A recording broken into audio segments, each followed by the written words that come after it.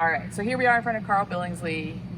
His piece, Double Wedge, that's the title. And it's in these primary colors, blue, red, yellow. And this is probably what I would call the most classically formal sculpture out of all six. The last piece, Clifton Cox's piece, was more of an abstract contemporary piece. And this is a really classic example of formal sculpture. Which means like the piece itself doesn't necessarily have, right, when we think about Gwendolyn Kearney's piece with all those different symbols that she chose, like there's none of that here, right? Or is there? Do you think there's some symbols in here? I think the symbolism is primary school. Yeah. The primary colors. The primary shapes. Colors have been the primary colors forever. Primary shapes. Yeah, like this triangle, these very strong triangular. Very strong triangles. The other really important thing to note about this piece is how it shifts when you walk around it, and how your perception of it shifts, and how your perception of yourself and relationship to it shifts. Yeah. So when you walk around it, as Sanjay was doing, you can see like the lean of it changes, right? It approaches on your space and then leans away from you. So like on this side, it's kind of leaning away from me over here.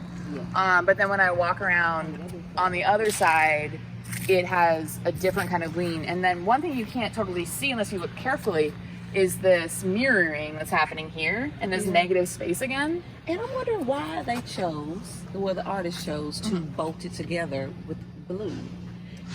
Because I think colors are important, and why artists use different colors to do different things in different places on sculpture or any art.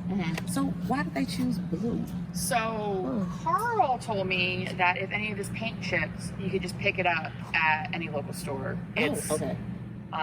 He had some word for it, but it's just basically So exterior it's exterior paint. It's like a spray paint. So it's very commonly found. This piece is made out of steel too, so that's again another industrial material. And so artists have been using industrial materials in their work pretty consistently for at least 100 years. Okay. Right. So like sculptors have been making work like this since probably like the 50s or 60s. And there is something to say about like how utilitarian. Right. This is a very sturdy and strong piece. That's how I would describe it. Yes. It's very bright. I'm not confused about the shapes here. No. But maybe my perception of my environment changes when I walk around it. So it's bringing something different than the other pieces. And at different times of day when the sun hits this piece, you can see some different things. You see the shapes differently. So, and even we talk about photographs, like in photographing this piece, when we looked at it, do you remember that? Yes. Do you want to talk about that a little?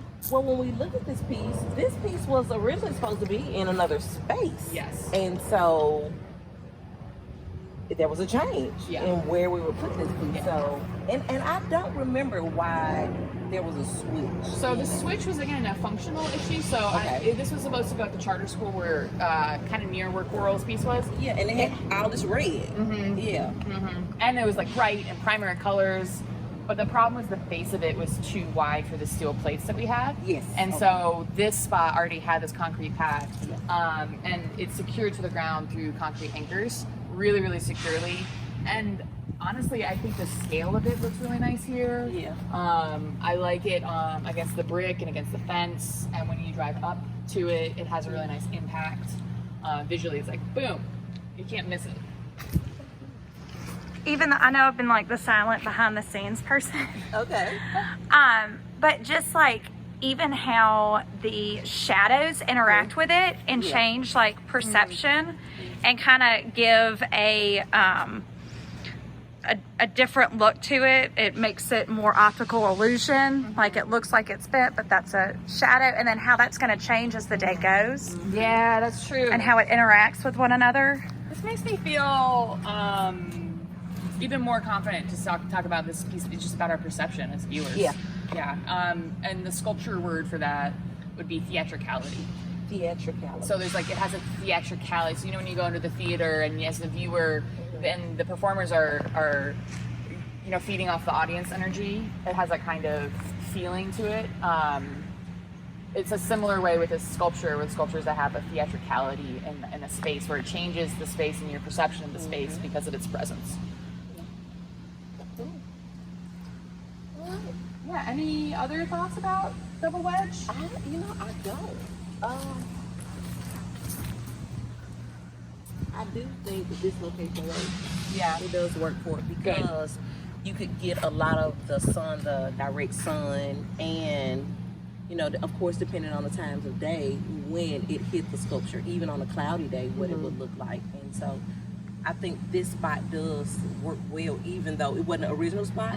It does.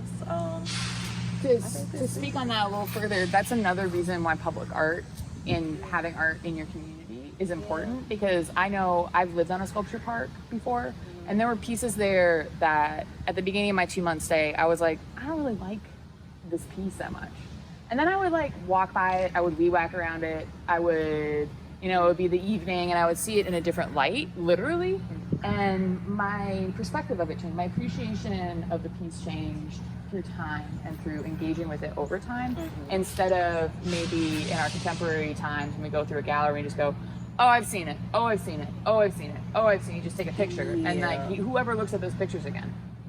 So there's something to be said for the time and like having time to engage with artwork and over the time. lens that we see things through. I think that's really, really important, and to not, for anyone who views sculptures or any kind of art, do not discount the lens you see it through. Don't discount that lens. One thing I tell my students is like, it's okay to like a piece of art, it's okay to not like a piece of art, but then you want to dive a little deeper. Like, why don't I like this? Like, what is it about this piece that I personally am reacting to? Right? Like, that's a really important question. It really is an opinion. Yeah, it's okay to not like it, but then just say, like, what is it about it? Like, unpack that a little bit. Just because it's not an answer. It's not an answer. No. Yeah, so let us know in the comments. I hope that people comment on these videos. I just want to hear from more people about their perspectives of these pieces, and to hear maybe what ideas or creativity they're coming up with.